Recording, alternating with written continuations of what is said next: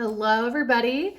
At this point, I was hoping you guys would be watching those other videos first, okay? Those videos are super short. It's just showing you where the formulas come from. So I'm going to skip over that part pretty quickly through this. So the expectation is that you watch those other videos before looking at this. The purpose of this video is more so for examples. So just going to keep that in mind. If you choose to skip the discovery, that's what the expectation was. So a reminder, when you looked at those three videos, that they all kind of stem from the fact that the area formula for a parallelogram is base times height, where the base and the height must be perpendicular to each other. So I'm going to jump right in. This was discovering the area of a triangle. If you didn't get that written down from the previous video, make sure you do that. You can use either one of these. If you prefer to do 1/2 times the product, you can, or you can do base times height and then divide by 2. Doesn't matter. Another word for height may be altitude occasionally, but don't think of it as like horizontal and vertical because it's gonna be rotated and all that kind of stuff.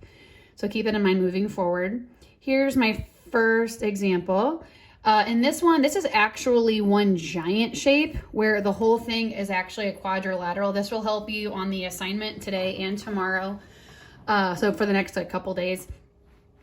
But it is a quadrilateral that is made up of 2 triangles. So you have to actually find the area of the 2 triangles separately first. So that's why I highlighted the upper one in blue and that lower one in red. So all I gave you was that AC was 35. So that entire length, which would actually be called the base for both triangles. And I gave you that D to this length here is 10, which is the height of that blue triangle. And then I gave you that B to here is 17, which is the height of that triangle. So I found the height of each separate one, and then you essentially add them together. So over here in blue is the base 35 times the height 10, and then divide by 2 gives us 175 square inches. And the red one is going to be 35 times 17, divide that by 2, and you get 297.5 square inches. You add them together for a total area of 472.5 square inches. So that's if you have 2 triangles that make up one bigger shape. This next one, you're going to actually kind of work a little bit backwards. So I'm giving you this obtuse triangle. We talked about how you can't necessarily see the height. I call this the Pride Rock triangle, where you drop, imagine Rafiki and Simba up here, drops them down, okay, and there's your perpendicular height. And the base is only from E to D, okay? So don't like add some weird extra length here. It's just here to here is the base 28, and the height is also technically here. It's really everywhere. It's from here to the same height as F. So this time though, you're gonna work a little bit backwards. So I'm giving you the area as 125 and the length from D to E is 28, but it all comes from that original formula. So it's the base 28 times the unknown height divided by 2 equals the area. That is what you're solving. And when you do that to the nearest 10th, you're going to get 8.9 inches. And there's 5 if you're curious, by the way. This was the discovery of the trapezoid. Again, in that video, she actually used, scissors and paper and all that good stuff, which we would have done in class too. But if you didn't get it written down, this is the formula you want to work from. They are the same. It's just a matter of what you like visually better. That first one, you take half of the height first, and then you just multiply it by the sum of the 2 bases. The second one is you actually add the 2 bases first, multiply by the height, and then at the very end, divide by 2. I don't care which one you guys do. It's the same idea as the triangle one. You don't have to do both. Just pick one and run with it. So on this one, find the area given the 2 bases are 14 and 20, doesn't matter which one. And the height is 8. If I'm giving you a picture, obviously draw it to, label it to scale. In this case, the shorter one is up here, 14. That bottom one's going to be 20, and the height is 8. So it's going to be, I did the first one here. I did 1/2 times the height times 14 plus 20. Just make sure you follow order of operations correctly, and you add the 14 and 20 first. So you get 34 times 8, and then times 1/2, or divide by 2. and you get 136 square meters. On number 4 here, you're gonna find the missing base. So it's kind of like that one we did a second ago with the triangle where you have to work your way backwards. So you'll find the missing base given the height, given one of the bases, and given the area.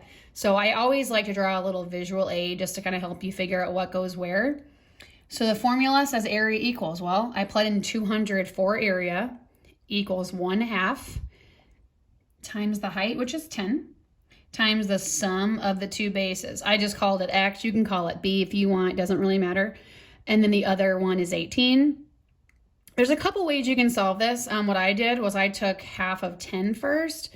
You could multiply both sides by 2 first if you wanted. There's about 3 or 4 different ways you could solve it from here. But I just took half of 10 first to get me to 5.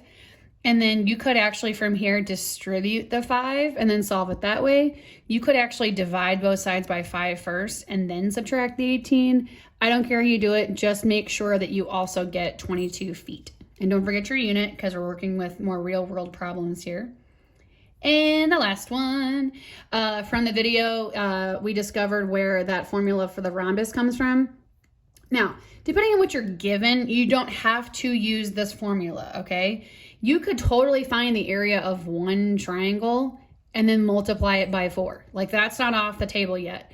It's just, if I'm giving you the entire diagonal here and this entire diagonal here, it's going to cost you a lot of time if you're sitting there finding the area of everything, adding it up. This is way faster, which is why we like efficiency. So it's 1/2 times the 2 diagonals, or the 2 diagonals multiplied and then divided by 2. So here's my last, and that was in a video that you should have already watched. And here's my last one. So find the area of the rhombus given those 2 diagonals. So again, the quick way I'll talk about first is just plugging in 1/2 times diagonal 1 times diagonal 2. That's it. Okay, so 1/2 times 24 times 32, bam, you get 384 square feet. Now let's say though that you just forget what that formula is and it just doesn't work for you that well. You could label, focus on like maybe this triangle here and then double it. That would be fair game. So it would be 24 times 16 divided by 2, but then you're gonna end up doubling it again anyway. You could figure out the area of one triangle. So it would be 12 times 16 divided by 2 to get 1, and then that number times 4. However you want to do it, just make sure you get 384 square feet. So use the other videos that I've given you, use this one, and including even the section in the book to help you, and let me know if you guys have questions.